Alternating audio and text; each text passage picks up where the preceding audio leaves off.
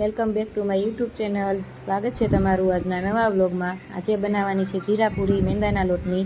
તો એના માટે સૌપ્રથમ મમ્મીએ કાથરોટમાં મેંદો લઈ લીધો છે અને મેંદાની અંદર આપણે રવો પણ મિક્સ કરીશું। એનાથી પૂરી એકદમ કડક અને ટેસ્ટી બને છે અને ક્રિસ્પી પણ થાય છે।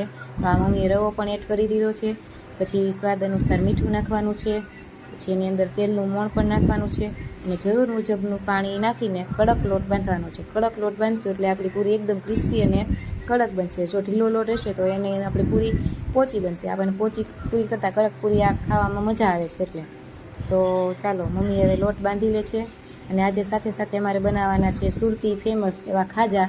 ખાજા આપણે કેરીના રસ સાથે ખાઈશું એ બહુ મસ્ત બને છે। ફરસાણની દુકાનમાં ખાજા માટે લોકો કલાકો સુધી વેઇટ કરતા હોય છે। તો અમે કીધું આજે ચાલો ખાજા પણ આપણે ઘરે બનાવીએ।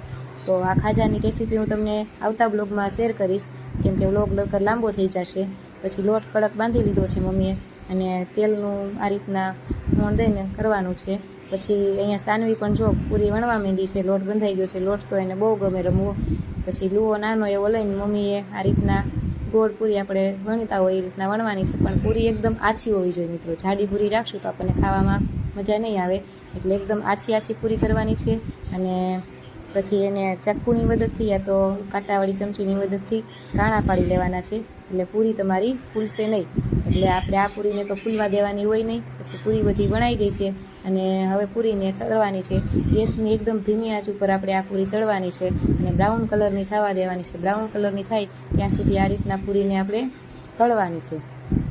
અને સાથે ખાજા બનાવ્યા છે, તો અહીંયા એક બાજુ ખાજા પણ હું તમને બતાવું છું કે કઈ રીતના પાટલા ઉપર કરવાનું છે। જો અહીંયા ખાજા માટેના લુવા બનાવી લીધા છે અને ખાજાને આ રીતના આપણે પાટલા ઉપર થાબડીને પછી એની અંદર હોલ કરી લેવાના છે મિત્રો, એટલે તમારા ખાજા તૈયાર થઈ જશે। હું તમને આખી રેસીપી જરૂરથી જણાવીશ પાછા જ્યારે બનાવશું ત્યારે। અત્યારે મેં આ ખાજાનો વિડીયો નથી લીધો મિત્રો, એટલા માટે આ રીતના થાબડી લેવાની છે અને પછી એની અંદર આંગળીથી હોલ પાડી લેવાના છે। ખાજા નહીં પછી પહેલાં સૌપ્રથમ 2 મિનિટ માટે જ્યારે આપણે તળવા મૂકીએ ત્યારે ધીમી આંચ રાખવાની છે। પછી 2 મિનિટ પછી 2 થી 5 મિનિટ સુધી ધીમી આંચ રાખવાની। 5 મિનિટ પછી આપણે એને ફૂલ આંચ પર તળવાના છે, એટલે એનો કલર એકદમ બ્રાઉન કલરનો થઈ જશે।